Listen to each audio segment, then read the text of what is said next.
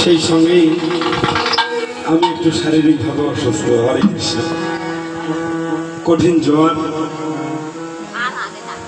আসার পথে আপনাদের এখানে যেদিন আসি ওই দিনে বৃষ্টিতে ভিজে আসা পড়ছে, যার কারণে একটু সমস্যা। গৌর গোবিন্দ যতটুকু পড়ায় ততটুকুই হবে। আপনারা আশীর্বাদ করবেন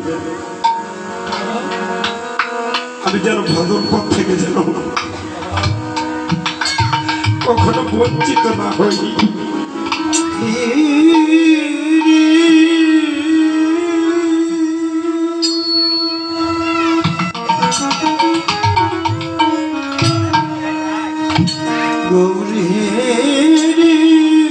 কলিযুগে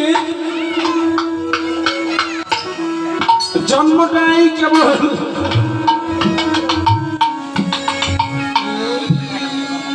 গৌর গোবিন্দের ভজনা করা। মানব জনম তখনই ধন্য হবে, তখনই সার্থক হবে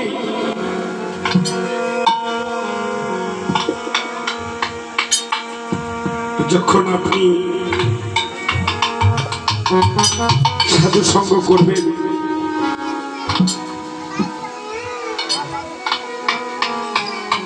গৌর গোবিন্দের ভজন করবেন, তখনই আপনার এই জনম ধন্য হবে গো। এই পৃথিবীতে অবস্থান করা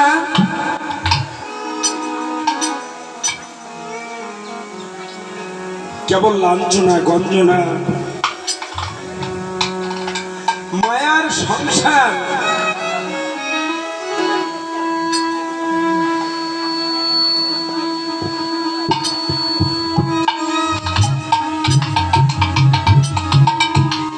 পৃথিবীতে যত নদী আছে সব নদী যদি জল যদি ঢেলে দেয় মহাসাগরে, তবু সাগর কিন্তু কখনো ভরে না, সব রাখতে পারে। ঠিক যেন তদনুরূপ এই সংসারটা মহাসাগর। আপনি আমি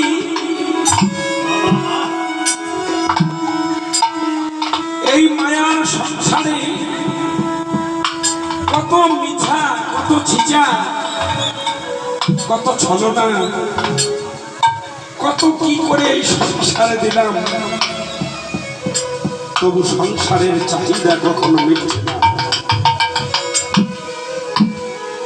সংসারটা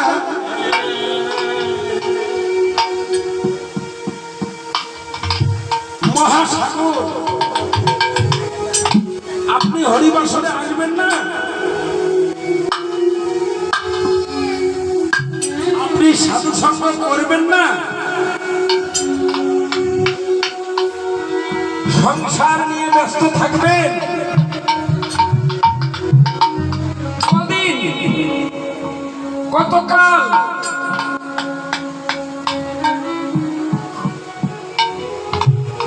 ওই সংসার এমনই রেখে অর্থ পথে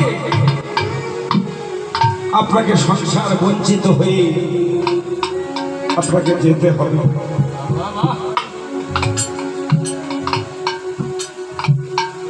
যে সংসারের জন্য হরিবাসরে আসলাম না, সাধু সঙ্গ করলাম না, আপনার যখন শারীরিক অসুস্থতার আসবে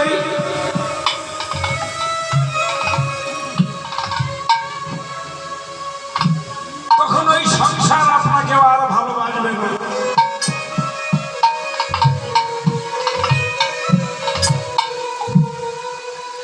এটা সংসারের প্রকৃতির প্রভাবে, এটা সংসারের নিয়ম।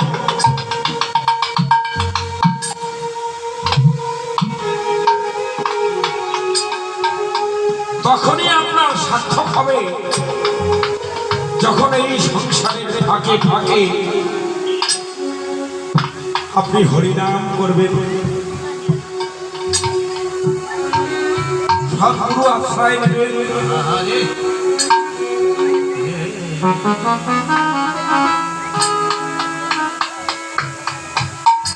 সংসারে থাকিয়ে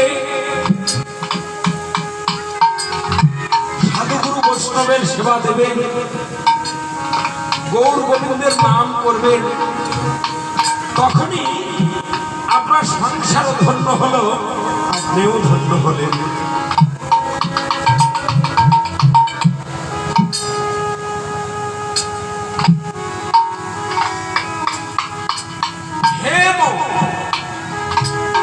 হেম শব্দের অর্থ সোনা।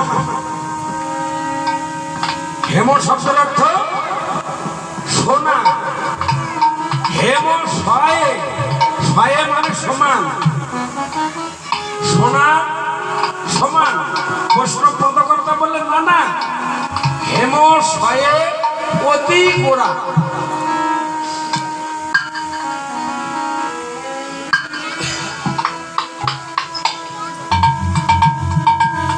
সোনা যত মূল্যবানই হোক না কেন এখনো বাজারে বিক্রি কিনি হয়।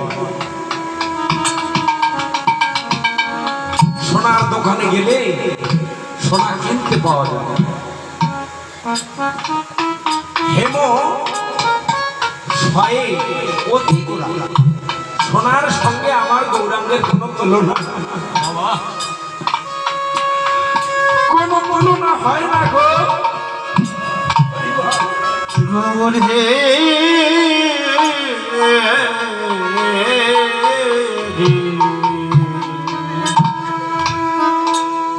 এ সোনা বাজারে কিনতে পাওয়া যায়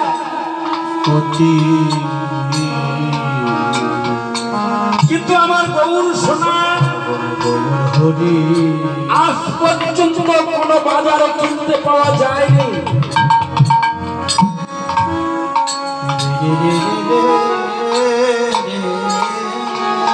কোন দোকানে অর্থ দিয়ে ভগবান বিক্রি হয়নি। যদি ভগবান যদি বেচা কেনা হতো তাহলে কত কত ধনী মানুষ তারা ভগবানকে কিনে বেঁধে রাখত।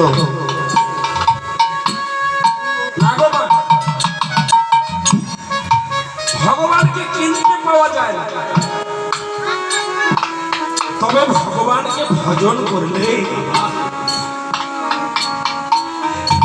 একমাত্র ভজনের মাধ্যমে ভগবানকে পাওয়া যায়।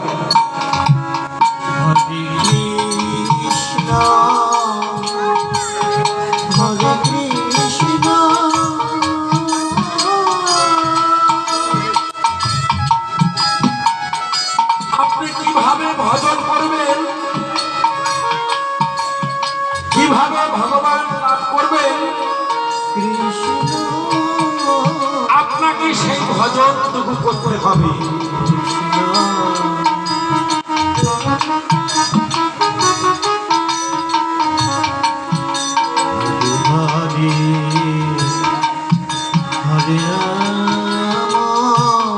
অনেকজনই বলেন